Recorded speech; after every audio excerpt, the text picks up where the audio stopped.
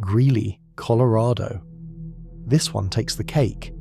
It starts with a missing musician. Scott Sessions, a beloved 53-year-old trumpeter, just didn't show up for a gig, completely unlike him.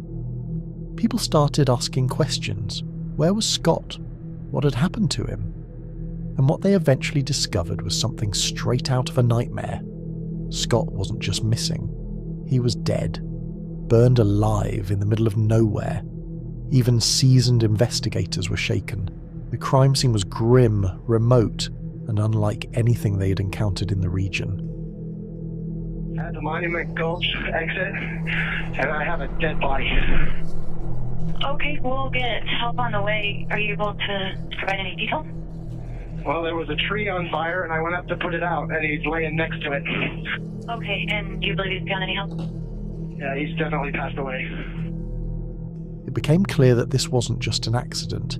It was intentional and terrifyingly personal. Scott Sessions wasn't just any musician. He was the heart of Greeley's music scene, known for his humour, talent and dedication.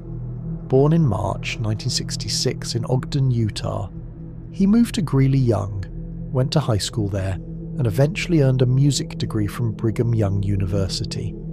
He played in multiple bands, including the Movers and Shakers and the Elvis Experience Band, and his trumpet wasn't just an instrument, it was his life. He also ran a painting business to pay the bills. For the town, Scott was larger than life, always performing, always supporting other musicians, always present.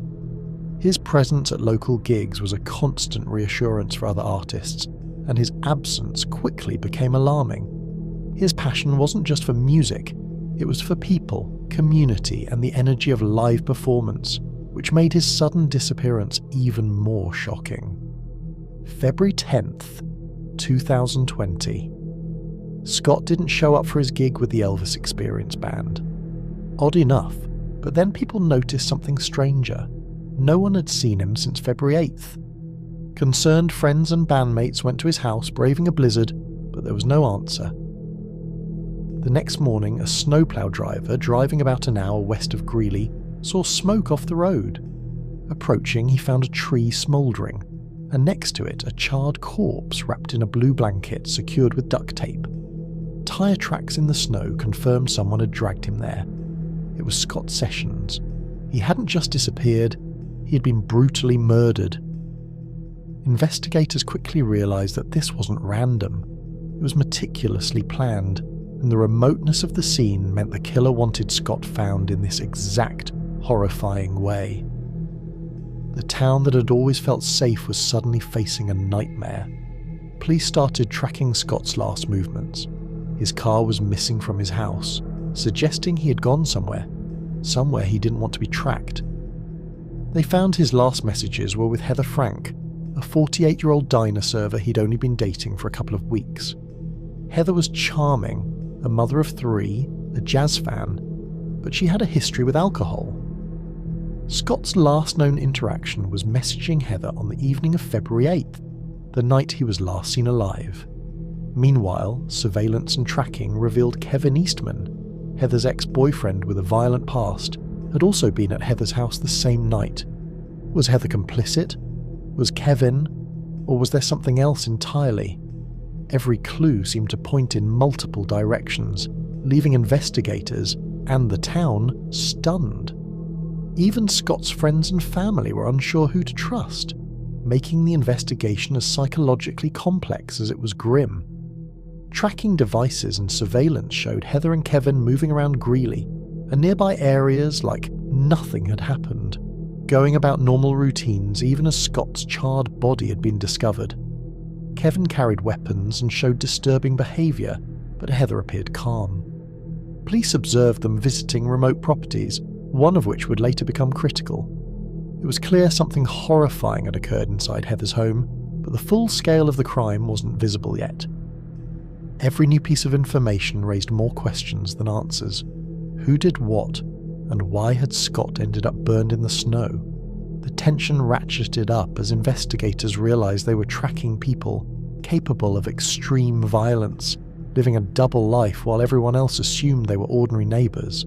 After a week of surveillance, investigators found Heather Frank's body on a remote property.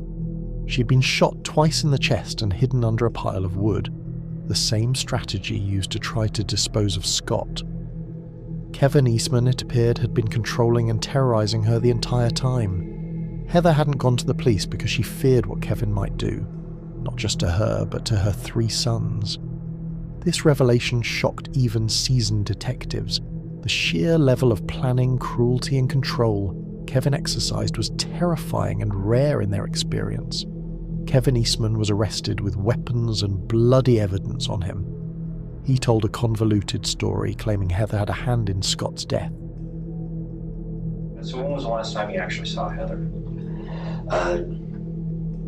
It was yesterday. We went to, yeah. So she lives at, 2162 35th Avenue Court? Okay, I'm gonna write that down so I don't forget it, 35th. Okay, and is she there now? Do you know what time it is? It is almost 11 o'clock in the morning on Sunday. No, she's at work. Okay. Yeah, I asked her to marry me. Yeah. Yeah, but I asked her to marry me. And she said, there's no way she can marry me. Okay. And so I just... How did that make you feel? Heard or seen stuff in the news about somebody disappearing from Greeley. Do you know anything about that? Is it the musician? Yeah, there was something that happened between them. Okay. And yeah. I can tell just based on your facial expressions that you know some stuff that's going on. Well, I remember she started crying. It's real personal. I really felt sorry for her. It came out that she had intimate relations with him. And that it wasn't like really...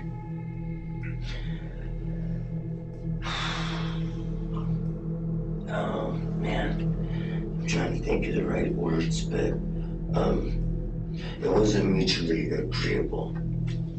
It's kind of how she made it sound. We know that he was with you and Heather the night before at Heather's house. And then we found him on Monday in Pingree Park. Why don't you just say his name? You can say his name. Scott. Okay? You're having a hard time saying his name. Yeah, like I never did it, dude. You met him Saturday night. Police discovered Kevin had orchestrated Scott's murder, hiding the body, manipulating Heather, and ultimately killing her when she refused to comply with his demands. Every piece of evidence pointed to Kevin. Scott's blood on Kevin's clothing, Kevin's DNA on the shroud covering Heather's body, and GPS tracking placing both suspects at critical locations. The horrific truth was undeniable. Kevin had killed both Scott and Heather, exploiting fear and obsession to maintain control. Even in court, the story unfolded like a horror movie grounded in reality, leaving the jury no choice but to convict. Kevin Eastman was tried in 2020 and found guilty of first-degree murder for both Scott Sessions and Heather Frank. The jury saw the overwhelming evidence of his violent jealousy, control, and premeditation. Kevin was sentenced to life in prison without the possibility of parole, ensuring he could never harm anyone else.